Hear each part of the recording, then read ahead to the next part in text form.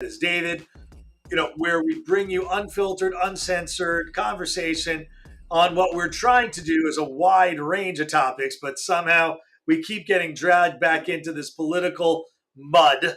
Our podcast is dedicated on expressing opinions, shared our thoughts, experiences, ideas, and here from what we're trying to give you is a variety of perspectives. It's kind of hard. I'm not a racist, so it's very difficult on giving that converse type approach. Join us as we dive into the latest pop culture, politics, politics, American politics, and so much more. Rants about absurdity to modern life, like calling a democratic society an apartheid state, and deeper issues affecting society, like trying to get a grip on our passwords, something we got to talk about as well. So sit back, relax, and join us on this journey and discovery and exploration. It's time to join the Rant Network. David, sorry I mumbled and jumbled, but that's okay. I'm reading a lot of stuff coming in. I was recently in Israel, had a wonderful time. Like millions of people, Jews, Christians, Muslims, atheists, arriving at Tel Aviv Ben Gurion Airport, traveling through the airport, as millions of people do every year, into a country that has, which most people don't know, about 9 million people. But what people also don't know is that you have 2 million Arabs that have Israeli passports, that have Israeli license plates, that live in Israel, not a settlement. And they have the same rights. Same rights, freedoms, votes, can serve in the Knesset. They're duly elected. In fact, you can be gay. You can be LGBTQIA. Don't go there. I always screw that up, guys, but you all get it. You can be a Democrat. You can be a Republican. You can be a member of this party, that party. You can believe that they're unicorns. In fact, one of the largest gay pride parades in the world is in Tel Aviv. But Israel is accused yet again by Pramila Jayapal, Democrat out of Washington State, as being an apartheid state, condemning the anti-Semitism, by every member of Congress, still doesn't move the needle. Because it's okay to be anti-Semitic in the Democratic caucus, but it's not okay for a Republican to not like a Democrat. I don't get it, David. I am at a loss. Well, look, Stuart, I got to tell you, here's why is all this relevant? Israeli President Herzog came to Washington, D.C. By the way, when we say president, it is a ceremonial position, like Governor General in Canada. There's no political power behind it, and yet he came for a visit. And Joe Biden, if you look at the images and you watch the clips, couldn't even look at President Herzog in the face. He had his notes on his lap. He was completely lost and lied. And he just sat there and he lied to the president and said, "Oh, Mr. President, don't worry. I told Benjamin Netanyahu we're confirming our commitment to Israel, that our relationship is ironclad, and we will not." I know what you're doing, sir. We will not give Iran a nuclear weapon. And I'm sitting there going, well, wait. What does this have to? What are you talking about? Your buddy John Kerry is basically handed over under the Obama administration, handed over the bomb. Now again, you want to renegotiate with Iran to give them the bomb. That's okay, because the Democrats went from being one of Israel's best friends to being one of Israel's biggest enemies, and the Squad have decided that they were going to take the charge. Those anti-Semitic, racist congresswomen are all racist to the core when it comes to Jews and Israel. And the Democratic Party goes, oh, it's okay. It's okay. We'll just give them a little bit of a tap on the wrist. And the most recent one, Stuart, and you put it up, was Washington Democrat Representative Pramila Jayapal, originally from Chennai in India, stood out and basically once again accused Israel of being a racist state, once again condemning Israel for being an apartheid state, blah, blah, blah. The tropes and the mantras and all of the lies that have been spewed by Israel's enemies. Representative Jayapal is originally from Chennai in India. I have met many people from Chennai in India over the last few years. And there was an education at the time that Israel was the enemy. And I understand from that upbringing that that was a problem. But under Prime Minister Modi, who's been Prime Minister of India for the last number of years, the relationship between Israel and India has shifted to the point where there's a much better understanding that Israel isn't the enemy, is not an apartheid state, is good to the Arab population, and yet coming to America, living in a socialist state like Washington, where the brainwashing is extraordinary, did this representative get the right education? Nope. She paired up with the squad to condemn Israel. And Karine Jean-Pierre, the bitch of a press secretary, stands up there and says, well, she apologized. It's okay. At least she apologized. Once again, you remember, Stuart, those TV shows where, you're in a courtroom and you throw out a statement and the lawyer goes, I object. And he goes, withdrawn.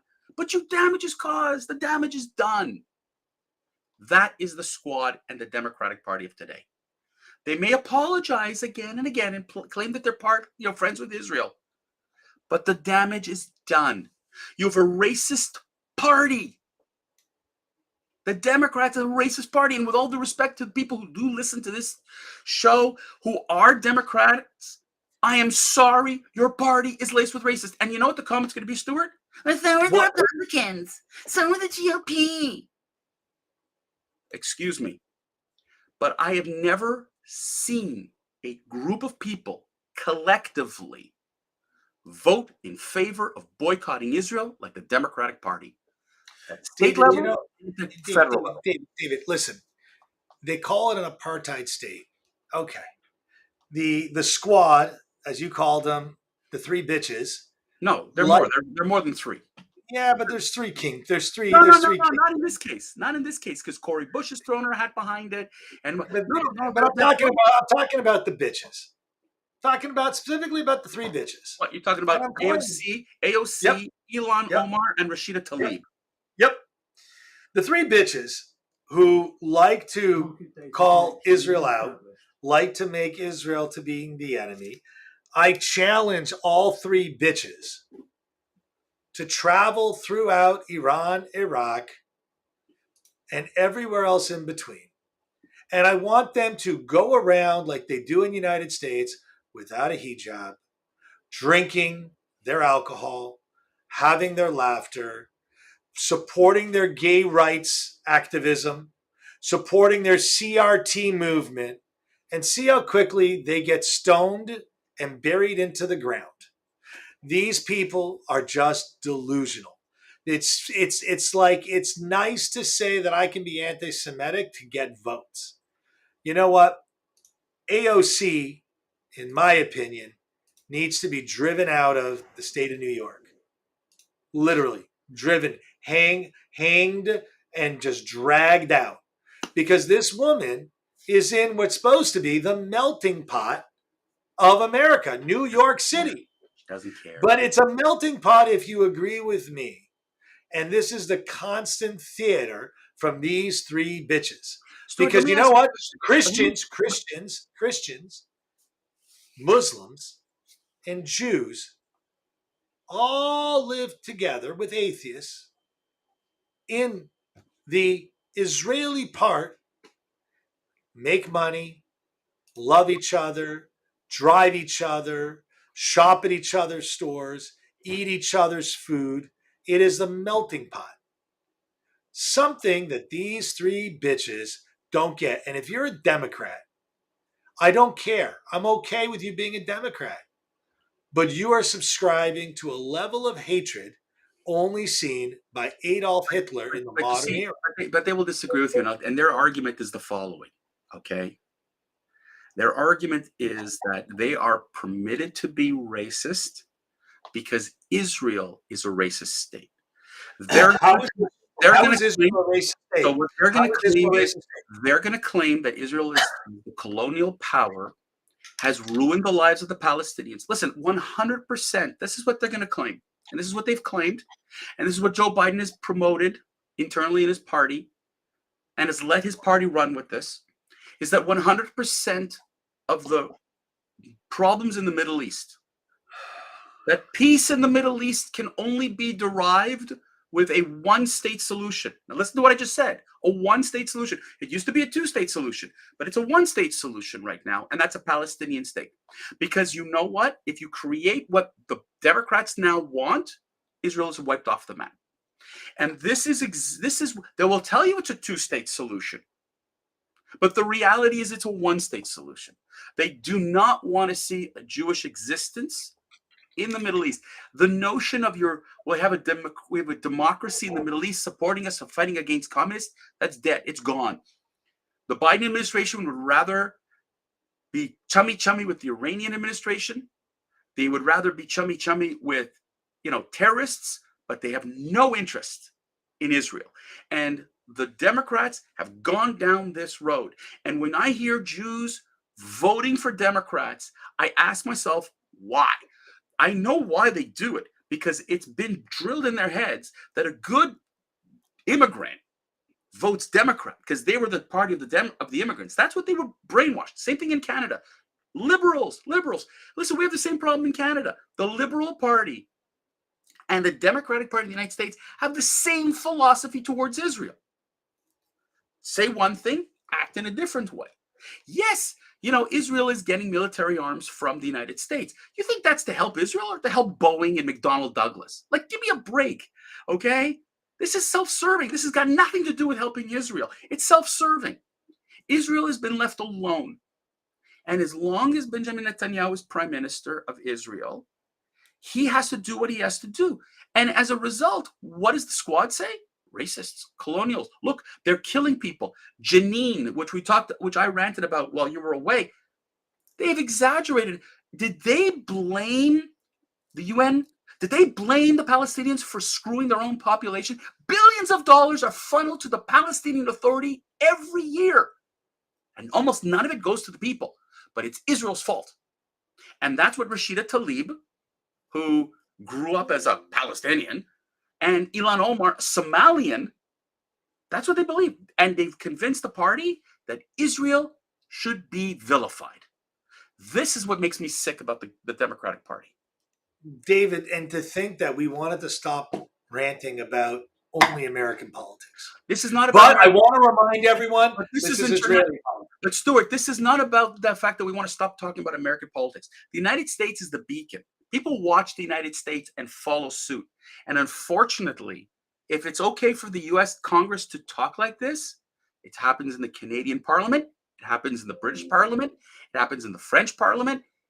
The United States, who claims to be Israel's best friend, it's like that person in high school that claims to be your best friend, but then copies your homework, takes your notes, and then runs away, and then leaves you hanging high and dry.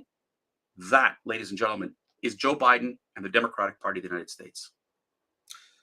Yeah, guys, that's all for today's episode. Thank you for tuning and listening. David could have gone on for an extra 30 minutes, but I had to cut him dead right there. We hope you enjoyed this conversation, gained some valuable insight. We appreciate your support and hope you'll join us next time for another thought-provoking discussion. Well, lack of discussion today. But then again, every Monday, Wednesday, Friday, noon Eastern. In the meantime, don't forget to follow us. Social media, share your thoughts. Remember, we're always interested in hearing from you, our viewers. No matter how outrageous you think the comment is, we love it. Thanks, on. Keep ranting. David, I want you to say goodbye.